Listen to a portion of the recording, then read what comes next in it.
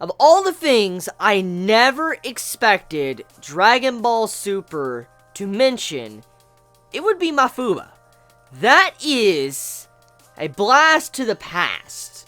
Like, that is some old stuff from Dragon Ball. And to think it would be mentioned in this episode of Dragon Ball Super. That, wow. I am just completely amazed right now with how Mafuba was mentioned in this episode. But to make it even crazier than that, when Piccolo was mentioning something and he was giving out a plan, I thought it was going to be fusion. I'm going to legit be serious here. I thought Piccolo was going to mention fusion. I thought that the episode was trying to hint at Goku and Vegeta trying the fusion dance. That's what I thought was going on. But then Mafuba popped. I'm like, whoa, Mafuba? That's some old Dragon Ball stuff. Like Dragon Ball, not Dragon Ball Z. That's Dragon Ball stuff. And I'm like, holy shit, that is old. So, damn. I just did not think something like that would ever become relevant once again in the current plot of Dragon Ball Super, especially with how far we've come with powers and stuff like that. It's just like, damn. I mean, it does make sense, because, I mean, Zamasu, he's a type of character that is immortal. He can't be killed, so if you do think about it, the only thing you really can do is either try to figure out a way to wish him, away or something to remove his immortality. Maybe Zeno could get rid of him, or you gotta seal him up. That's the only way. And so, if you look at it like that, Mafuba, it kind of makes sense. It makes a lot of sense, but just, I never expected something that was that old, something from Dragon Ball, to be that important in Dragon Ball Super. Hundreds of episodes later, it just blows my fucking mind. It really does. So, if I gotta say one thing, the writers of this episode, I gotta hand it to you, because there's one thing I never expected was Mafuba to be relevant once again. So, let's talk about some of the things about this, okay? Mafuba. As a technique, it's supposed to seal someone, and you can seal them in any container, and you just have to cover it up, put the talisman on it, and everything will be fine.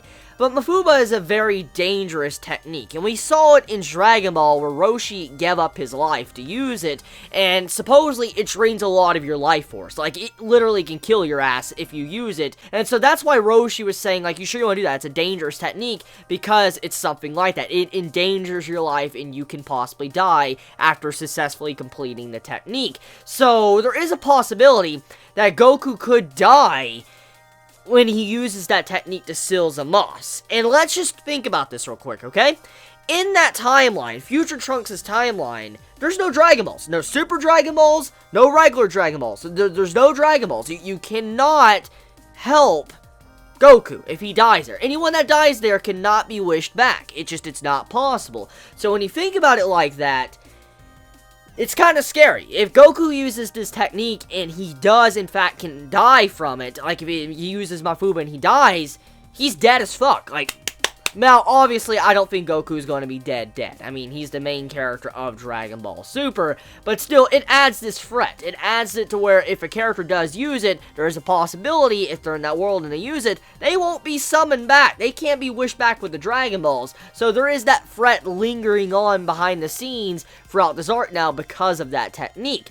Now, getting off of that, though, let's talk about the fusion aspect, okay? So, I honestly thought that's what was going to be mentioned. I mean, we got to see Goten and Trunks mentioned in this episode. They were working together, and it's been a while since we've seen Goten. Goten and Trunks have their scenes throughout this episode, and you see how they're talking. They're, doing some mischief and shit, and I honestly thought they were going to try to do something, probably try to fuse and go help out Future Trunks. That's what I thought was happening. When Vegeta looked over at them, I thought he might have been thinking about fusion as well with Goku, and eventually we found out it was more about Mafuba. Now, there's still a possibility that Vegeta might have been thinking about fusion, but we do have to go back to what he said in Dragon Ball Z towards the end.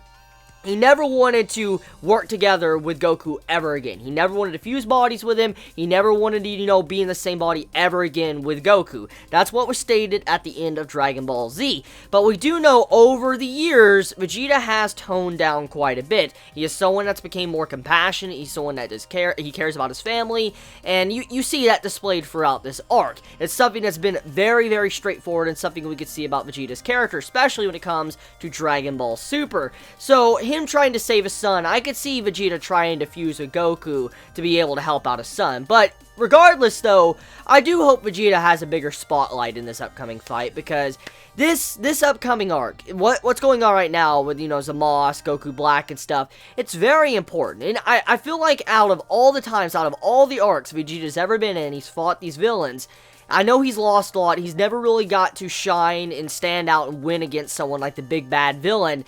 I'd like to see him win against Zamasu or Goku Black in the very least to save his son, Future Trunks, in the future timeline. Because, I mean, this is a personal thing. I mean, let's think about what's going on with Vegeta in this arc. His son is in danger. His future son is in danger. I mean, he's all alone, and he had to back out of his son's timeline twice, now run away. He got beat up the first time, and then he had to just run away once again with Goku because they couldn't fight while his son was holding off. Vegeta, he literally...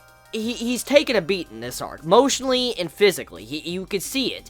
And, I mean, when he was just walking along and he heard his wife, Bulma, talking about how Goku will handle it to Trunks and Goten, you know that had to be another blow to Vegeta. Vegeta was probably getting very pissed off because, I mean, once again, Goku taking that spotlight. It's always left up to Goku to win against the main villain. And I feel really bad for him. And I do hope, since he's going into the hyperbolic time chamber and he's going to be going back to the future to fight, I hope this is Vegeta's time to shine. I truly, truly hope that Vegeta is the one to take down Goku Black. I mean, I'm fine with Goku stealing Zamasu, because that's fine. Goku doing that's completely fine. But when it comes to the big powerhouse of them, we do know Goku Black is way the fuck stronger than Zamasu that has an immortal body. Zamasu is just an annoying asshole because he just can't die. Goku Black, however, this man is fucking powerful. So I would like to see Vegeta being able to, at the very least, put this man down. Him at the very least. Maybe not Zamasu, but fucking Goku Black, because Vegeta deserves it. He needs to settle this, and he needs to help out his son. It doesn't need to be Goku,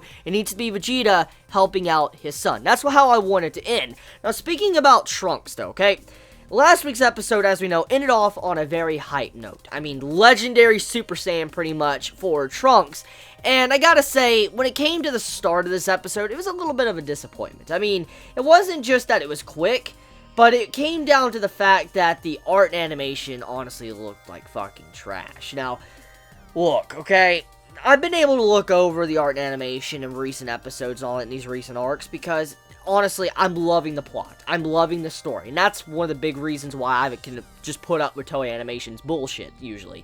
So, I can usually just look past it, but when it came to how they tried to hype up, you know, the fight last week, like, they really tried to hype up that Trunks versus Goku Black last week, and when we get into this week's episode, it felt like such a disappointment. It really did. Now, like I said, I'm not someone that needs to have that action all the time. I like my story progression, I like my world building, I like my plot. I just like that.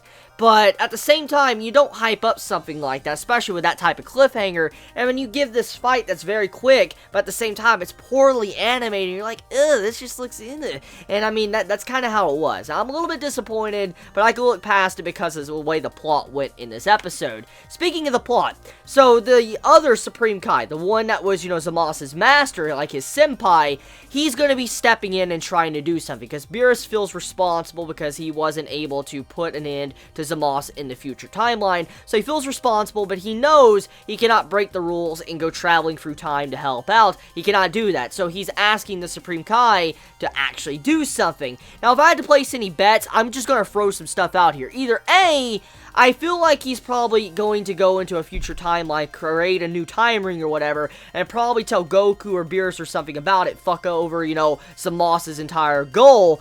Or, you're going to have to where, you know, the new Supreme Kai, or this Supreme Kai, he's probably going to travel to the future Trunks timeline. He's probably going to try to fuse with Zamasu, and he'll fuck over his immortality. I could see something like that happening as well. Or on top of that, maybe he's going to figure out a way to get Beerus up into the future timeline, and everything will be fine. One or the other, I think, is going to happen. But we now know there's two things going on. We have the Mafuba going on, with Goku trying to seal Zamasu, and now we have something going on with Beerus, too, and the Supreme Kai. So, anything could go on right now. And if Beerus does come to the future timeline, let's just be honest here, let's be completely real, Beerus will kick that man's ass. I mean, we already saw what this man did a couple episodes back, and I'm not going to look down on Beerus ever again. I mean, look, I was starting to think that maybe Goku and Vegeta might stand a chance against this man with, you know, their Super Saiyan Blue, But no, that's not happening. Not after seeing what Beerus did. I mean, when this man gets straight up serious, he'll just fucking kill your ass. You just can't do shit. So, honestly, Beerus would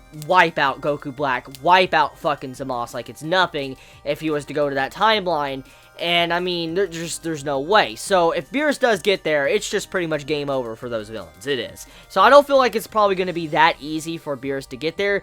I think before everything is said and done, I feel like Zeno is going to have a big role to play in this arc. Because we do know that Goku and Zeno made a promise about friends and stuff like that, and he could call upon him.